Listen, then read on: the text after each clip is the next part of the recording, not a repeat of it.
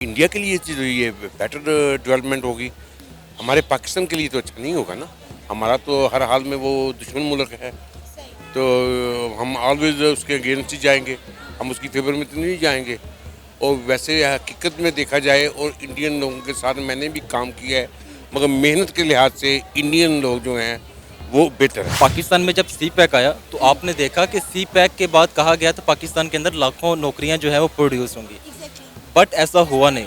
अब सी पैक के अंदर ही गवर्नमेंट की नहलियां हैं या हमारे सिक्योरिटी अदारों की नहलियां हैं, वट एवर जो भी इशू है, वो सी पैक ही जो है वो ऐसे तकमीली मराहल की तरफ नहीं जा पा रहा। और आवाम को लग रहा है या इंटरनेशनल जो इन्वेस्टर्स हैं उनको लग रहा है कि ये सिक्योर इन्वेस्टमेंट नहीं होती पाकिस्तान के अंदर। अमेरिका ने इंडिया को, भारत को अपना स्ट्रेटेजिक पार्टनर डिक्लेयर किया है और हमें उन्होंने हमेशा टैक्टिस पे रखा है, यानी टैक्टिकल पार्टनर। मफाद के लिए हमें यूज़ कर रहा है वो, ना कि स्ट्रेटेजिक पार्टनर। हमें एक लव एंड हेट रिलेशनशिप रहा है और हमने as a client state role play किया है। हमारी एस्टेब्लिशमेंट ने पैसा लिया है और उनको सर्विस दी है। इंडियन बांग्लादेशी जो हैं वो बहुत मेहनती हैं कौम है। मेरा बांग्लादेशियों के साथ भी बहुत रब्ता है, इंडियनों के साथ भी, क्योंकि मैं तो होता हूँ ओवरसीज़ में हूँ, मैं यहाँ तो होता नहीं हूँ। मैंने पाकिस्तानियों के साथ जब भी काम किया है, इनको ऑर्डर कुछ दो तो ये बना के कुछ भेजते हैं। मेरा टेक्सटाइल का काम है, तो इनको कोई बनवाने के लिए कुछ कपड़ा दें और कपड़ा ही वो चेंज कर देते हैं। कलर, इनको कलर करवाने के लिए कुछ दें तो कलर ही गलत कर देते हैं। पंजाब में बात करें या उनका जो गुजरात है उसमें बात करें, तो वहाँ पे पिछले को 5-10 सालों में एक नया ट्रेंड चला हुआ है आम आदमी पार्टी का, जहाँ पे आम लोगों को वो पार्लियामेंट में लेके आ रहे हैं।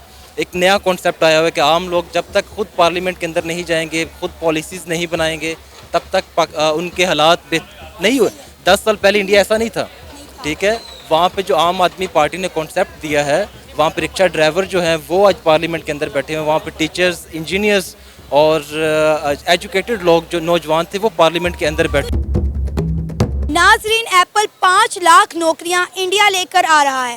एप्पल अपनी half of the supply chain China से उठाकर इंडिया शिफ्ट कर रहा है, जिसकी वजह से आने वाले 3 सालों में इंडियन के लिए 5 लाख से ज़्यादा नौकरियां मौजूद होंगी, जो कि इंडियन यूथ के लिए एक बहुत बड़ी अपॉर्चुनिटी है।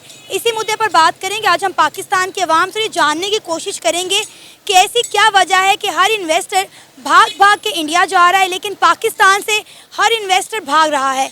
तो आइए चलिए हमारे साथ। सर, आपका नाम? अतीक सेठी। अतीक सर, क्या करते हैं आप? जी मैं रिटायरमेंट जी, मैं ओवरसीज़ में होता हूँ जी। मेरा मिठाई का बिजनेस, बेकरी शॉप। सही। सर, एप्पल जो है वो इंडिया में इंडियंस के लिए 5 लाख से ज़्यादा नौकरियां लेकर आ रहा है आने वाले 3 सालों के अंदर। एप्पल जो है वो अपनी आधे से ज़्यादा, यानी आप 50% कह लें कि जो सप्लाई है वो चाइना से इंडिया में शिफ्ट कर रहा है, जिसकी वजह से इंडियंस को अगले 3 सालों में 5 लाख से ज़्यादा नौकरियां मिलेंगी। क्या कहेंगे, ये इंडिया के डेवलपमेंट में कितना पॉजिटिव रोल प्ले करेंगी? इंडिया के लिए ये बेटर डेवलपमेंट होगी। हमारे पाकिस्तान के लिए तो अच्छा नहीं होगा ना। हमारा तो हर हाल में वो दुश्मन मुल्क है, तो हम ऑलवेज उसके अगेंस्ट ही जाएंगे, हम उसकी फेवर में तो नहीं जाएंगे। और वैसे हकीकत में देखा जाए और इंडियन लोगों के साथ मैंने भी काम किया है, मगर मेहनत के लिहाज से इंडियन लोग जो हैं वो बेहतर हैं। इंडियन बांग्लादेशी जो हैं वो बहुत मेहनती हैं कौम है। मेरा बांग्लादेशियों के साथ भी बहुत रब्ता है, इंडियनों के साथ भी, क्योंकि मैं तो होता हूँ ओवरसीज़ में हूँ, मैं यहाँ तो होता नहीं हूँ। मैंने पाकिस्तानियों के साथ जब भी काम किया है, इनको ऑर्डर कुछ दो तो ये बना के कुछ भेजते हैं। मेरा टेक्सटाइल का काम है, तो इनको कोई बनवाने के लिए कुछ कपड़ा दें और कपड़ा ही वो चेंज कर देते हैं। कलर, इनको कलर करवाने के लिए कुछ दें तो कलर ही गलत कर देते हैं। ये ऑलरेडी हुआ होगा, मैं आपको दिखा भी सकता हूँ। तो फिर अब आप किनके साथ काम करते हैं, किनको ऑर्डर देते हैं? मैं तो अभी इंडिया से ही काम कर रहा हूँ सर। अच्छा। मैं खुद इंडियन से साथ काम करता हूँ। मैं कपड़ा लेता हूँ, तुर्की से लेता हूँ, चाइना से लेता हूँ, और बनवाई जो है मेरी एम्ब्रॉयडरी का काम है वो मैं सारा इंडिया से करवाता हूँ। और I am very happy with Indian peoples. Indian nature wise बहुत अच्छे हैं, मगर हमें उनसे नफरत है क्योंकि हमारे अगेंस्ट हैं। हमारे मुल्क के साथ उन्होंने ज्यादती की, इसलिए मैं अच्छे नहीं लगते। सर, उन्होंने हमारे मुल्क के साथ क्या ज्यादती की? मुझे नहीं लगता हमारे मुल्क के साथ इंडिया ने कोई ज्यादती की है तो हमने की है अपने मुल्क के साथ खुद ज्यादती। उन्होंने पहले नंबर 1 उनका अभी तक एक मैटर है जो हमारे साथ चल रहा है। उन्होंने वही अभी तक सॉल्व नहीं किया, जो कश्मीर का मैटर है वो, उसके बारे में क्यों नहीं अभी तक किया उन्होंने। मगर बिजनेस करने के लिए अगर एप्पल अगर 5 लाख नौकरियां लेकर जा रहा है, वो उनकी मेहनत के हिसाब से है, नेचर वाइज मेहनत है, वो मेहनती हैं लोग। अब आप ये देखें ना, एक पाकिस्तानी होकर आप जो है पाकिस्तानियों को प्रेफर नहीं कर रहे, क्योंकि आपको पता है वो चीट करेंगे, 2 नंबरी करेंगे, ईमानदारी से काम नहीं करेंगे, जो कहेंगे उसका उल्टा मिलेगा। ठीक है, इसीलिए आप एक इंडियन पे ट्रस्ट कर रहे हैं और आप एक मुसलमान होकर कह रहे हैं कि जो एक हिंदू है वो ज़्यादा ईमानदार और ज़्यादा मेहनती है। इससे बड़ी मेरा ख्याल है इंडिया की एक अचीवमेंट क्या होगी? वैसे भी मैं मोस्टली कोशिश करता हूँ कि इंडिया के साथ काम ज़रूर करता हूँ, मगर मेरे मोस्टली सप्लायर जो है ना वो मुसलमान ही हैं। वहाँ के मुसलमान जो है ना इंडिया के, वो पाकिस्तान के मुसलमानों से भी अच्छे हैं। जो मुसलमान तो बहुत ही अच्छे हैं ना, इंडियन से उनका यानी कि पासपोर्ट है उनके पास इंडियन हो, हमें तो ये भी नहीं पता उनके पास इंडियन है या कहाँ का पासपोर्ट है। हो सकता है ब्रिटिश पासपोर्ट भी हो, अमेरिकन भी हो, कुछ भी हो सकता है। जैसे मेरे पास अपने पास पाकिस्तानी पासपोर्ट नहीं है, मेरे पास अपने पास अमेरिकन पासपोर्ट है, मैं ब्रिटेन में हूँ। तो इसलिए ना बरकब काम के लिहाज से ना वो मेहनती लोग, इसलिए तो वो एप्पल जो लेकर जा रहे हैं किसी वजह से लेकर जा रहा है। सर इसीलिए तो हर कंपनी भाग भाग के इंडिया जा रही है, इंडिया में इन्वेस्टमेंट करना पसंद कर रही है, क्योंकि उन्हें पता है यही बात जो आप कह रहे हैं कि वो मेहनती हैं, वो ईमानदार हैं, कमिटमेंट के पक्के हैं, जो कहेंगे वही करेंगे। अब आप देखें, जाहिर है 5 लाख नौकरियाँ अगले 3 सालों में इंडियंस को मिलेंगी, तो जाहिर है वहाँ की यूथ के लिए नई अपॉर्चुनिटी की। और IT जाइंट है एप्पल। जी हाँ बिल्कुल, ये सही बात है जी। सिर्फ एक्चुअली मेन मसला यही है कि वो मेहनती लोग हैं, कि उनको जो उन्होंने बात करनी है, जो काम करना है, उन्होंने पूरी ड्यूटी करनी है। वहाँ पे उनकी मुआशरे के लिए तो बेहतर असर पड़ेगा। हमारे पाकिस्तानी असल में ना ये हटराम है। असल में हमारे पाकिस्तानी, आपको मैं नहीं कहूँगा, मैं हमारे जो हुक्मरान हैं, जो जैसे अभी इमरान खान को ले आए थे, उसको पता था नहीं, उसको पता ही नहीं था कि हुकूमत कैसे चलाई जा सकती है। उसने शौकत खाना बनवाया, तो वो भी उसने नहीं बनवाया, लोगों ने बनवाया था, मजदूरों। तो उसको पता नहीं था हुकूमत कैसे करनी है, क्या नहीं करनी है। सुबह कुछ कहता था, रात को कुछ कहता था। गलत सा आदमी है, लोग, दुनिया उसके पीछे पड़ी हुई है। मैं तो हालांकि फॉरनर हूँ, हालांकि फॉरनर में ज़्यादा लोग इमरान खान को बड़ा पसंद करते हैं, but I didn't like him, क्योंकि उसको एक काम का पता ही नहीं है। जैसे आपका टेक्सटाइल कपड़े का काम करते हैं, तो मैं कपड़े का काम करता हूँ, मुझे कपड़े के बारे में हर चीज़ का पता होगा। तो यानी कि मैं ये कपड़े का काम करता हूँ, मुझे कहने जी आप बिल्डिंग बनाएं, मुझे क्या पता है कितने रेत कितनी डालनी है, सीमेंट कितनी डालनी है।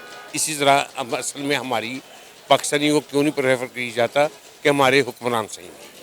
नरेंद्र मोदी के बारे में आपकी क्या राय है? इंडिया के प्राइम मिनिस्टर नरेंद्र मोदी कैसे वजीर आजम है? जी एक्चुअली वो मुसलमानों के ख़िलाफ़ है, हमारे पाकिस्तानी के ख़िलाफ़ है, बट अपने इंडिया के लिए, अपने मुल्क के लिए अच्छा है। अब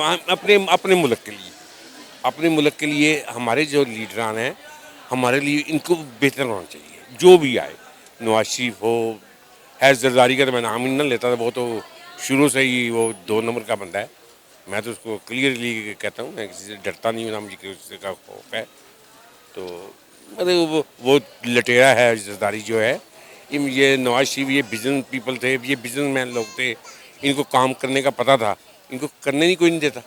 एक्चुअली पाकिस्तान में, इंडिया में फ़ौज की मुदाखलत नहीं है, तो पाकिस्तान में मुदाखलत सब जो कुछ करती है हमारी फ़ौज कर रही है। फ़ौज का काम है मोर्चों में, बॉर्डरों पर लड़ना, ना कि हुकूमत के मामलात में दखल अंदाजी करना। क्या नाम है आपका? उमर। क्या करते हैं आप? मैं बेसिकली इमिग्रेशन कंसल्टेंट। ज़बरदस्त, यानी लोगों को आप पाकिस्तान से बाहर भेजते हैं। बिल्कुल ऐसे। आपका काम तो आजकल बहुत चल रहा होगा, क्योंकि हर बंदा पाकिस्तान से भागना चाह रहा है और बाहर जाना चाह रहा है। एग्जैक्टली, बेसिकली पाकिस्तान के अंदर जो आपका सर्वाइवल है वो बहुत टफ होता जा रहा है। यूथ को जब आप उनको सिक्योरिटी ही फ्राहम नहीं कर पाएंगे, तो डेफिनेटली यूथ, पाकिस्तान की यूथ यहाँ पे रुकना जो है वो उनके लिए टफ होता जाएगा। तो पाकिस्तान की पॉलिसी ऐसी है कि नेक्स्ट 25 साल के भी प्लान्स देखें, तो पाकिस्तानी गवर्नमेंट ने यूथ के लिए कोई प्लान ऐसा बनाया नहीं हुआ, तो डेफिनेटली फिर पाकिस्तान की यूथ बाहर ही जाना पसंद करेगी।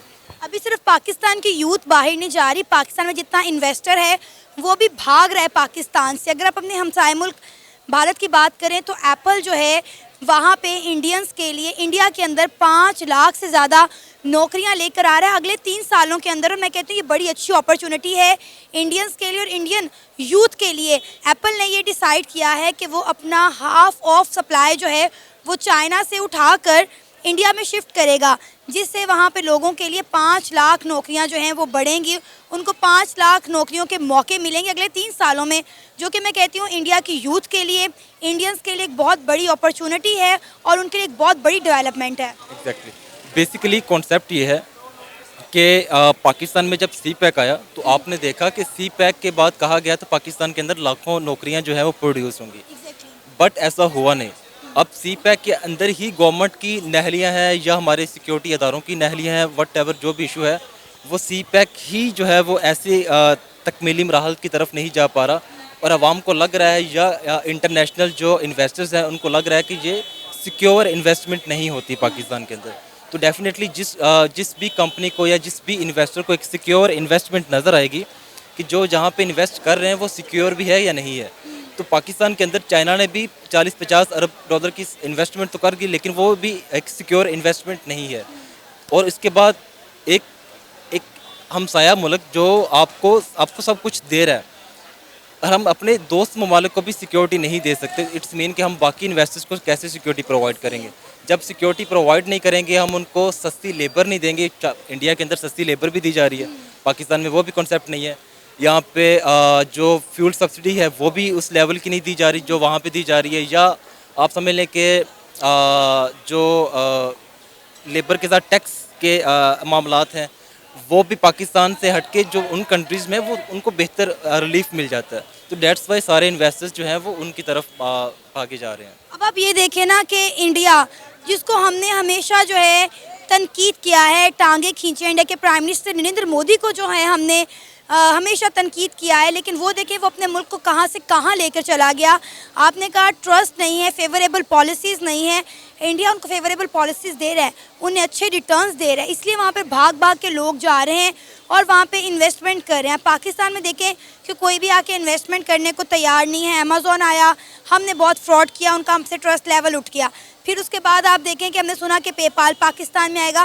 पेपाल इंडिया में तो काम कर रहा है लेकिन पाकिस्तान में नहीं है। लेकिन अब आप देखें कि पाकिस्तान में ट्रस्ट लेवल ना होने की वजह से यहाँ पे इन्वेस्टर नहीं आ रहा।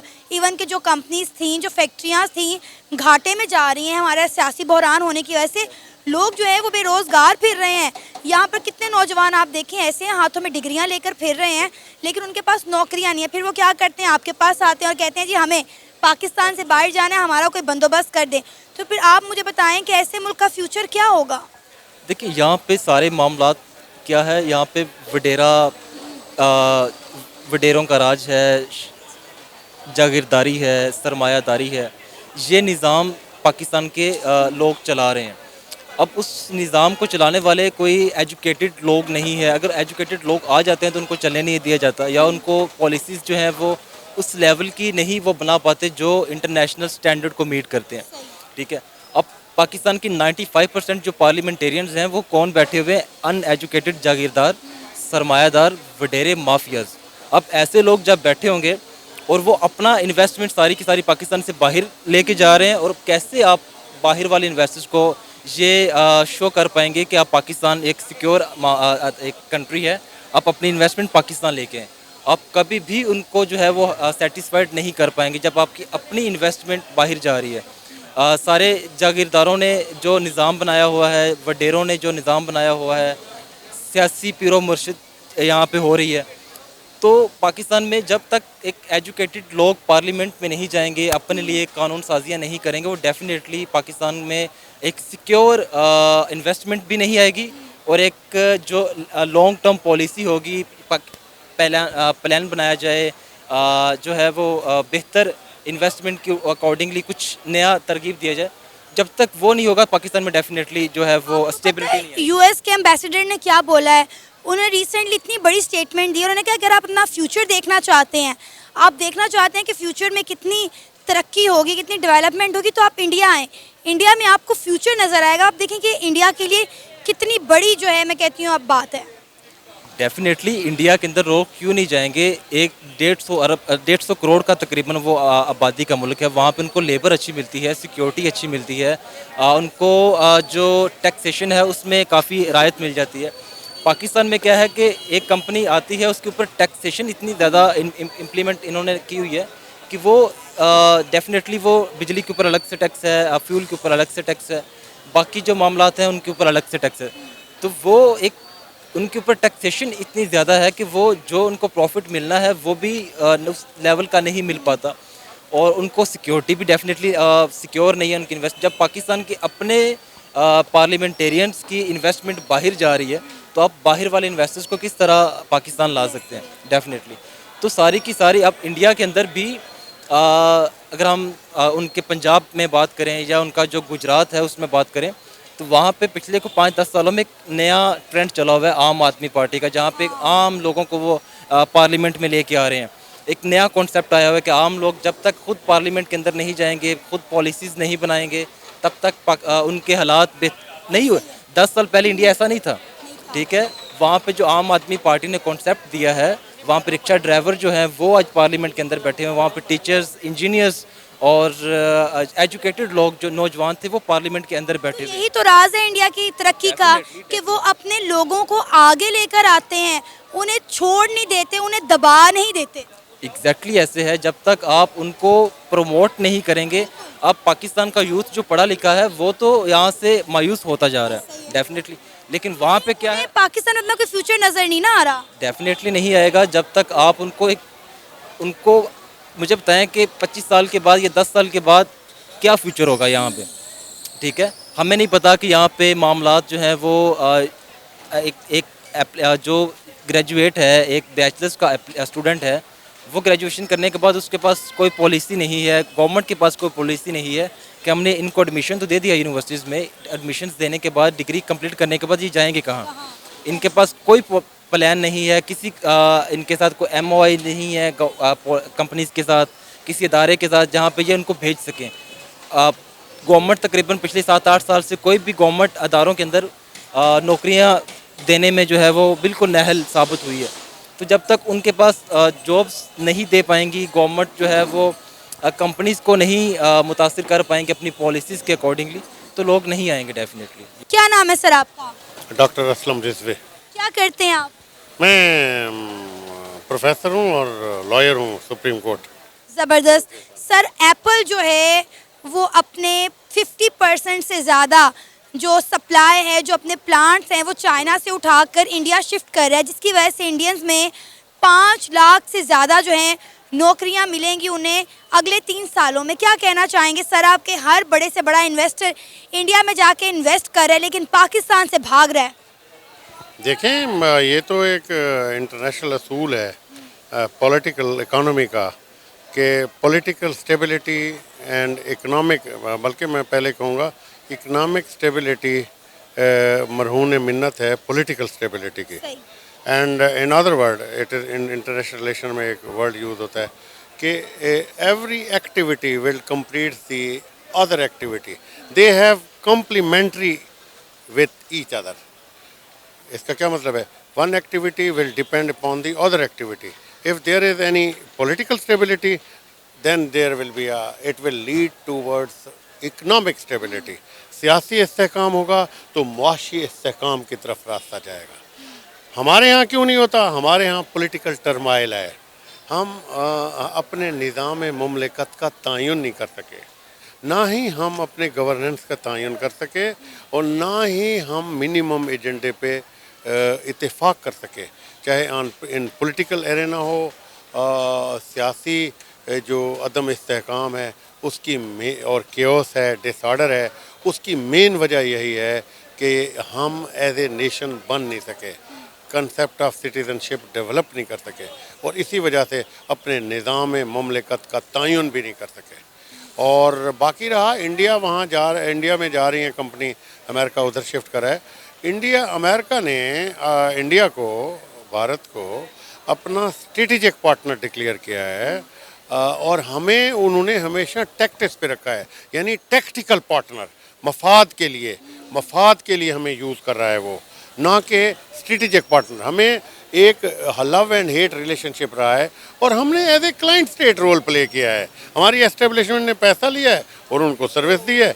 हमारी आने वाली नस्लों के लिए, हमारी एक फाउंडेशन के लिए, हमारी मुल्क की बेहतरी और बहबूदी के लिए वो बुनियाद नहीं रखी ऐसी पॉलिसी मुरतब नहीं हुई बदकिस्मती से जिससे हमारी इकोनॉमी ऊपर है।